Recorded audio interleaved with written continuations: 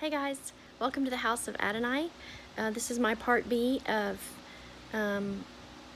God teaching us lessons from Jeremiah 13.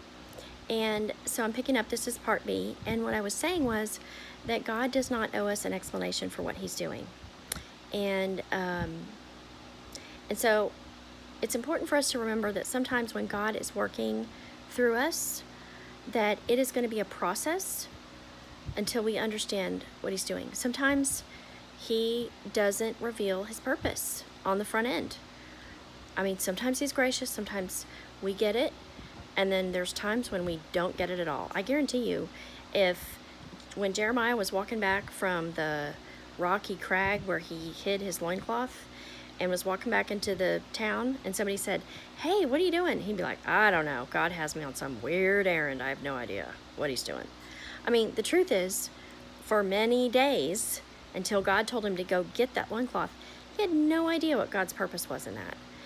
And the thing is, we need to learn to trust God, and we need to learn to trust his process, that he is working in our lives. So the second thing that I really see in this story of Jeremiah and this loincloth is that God, he takes time. His process in revealing his purpose takes time. And we have to be obedient when he hasn't given us the whole picture. Once this whole thing played out, Jeremiah totally understood why God asked him to do it. But there's going to be times in our lives where God asks us to do something and it makes no sense to us whatsoever. And we just need to learn to be obedient.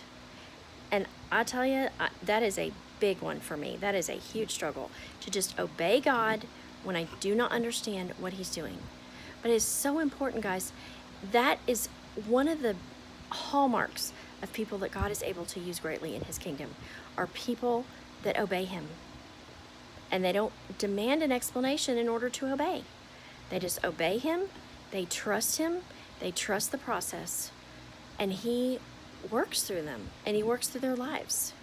I wanted to come back to something real quick and give you an illustration. You remember I was talking about that God, a lot of times when we go through trials, he's doing something. Please don't do that. He's doing something through us and not to us. And I want you to think of the story of Shadrach, Meshach, and Abednego when they were in captivity in Babylon. They didn't do anything wrong. They found themselves literally in a fiery furnace because they obeyed God's command not to worship other gods. And they could have had a crisis of faith in the midst of that and said, "Why is God doing this to us? Why is he having us thrown in the furnace of fire?" They didn't. They just trusted him. And you know what? He wasn't actually doing something to them. He was revealing that he is a preserving presence to his people through them. And that wouldn't have happened unless they had gone through the fire. So I just want to remind you that that is such an important takeaway for us. That when we find ourselves in situations that don't make sense to us, where God is either doing something or telling us to do something that makes absolutely no sense to us, we need to trust him. And we need to know that God works in a process, and that what he's doing makes sense. It may not make sense to us, but it does make sense, and he's got a purpose in it. He is not a God who does senseless things. Everything is working out according to his designs and his purposes.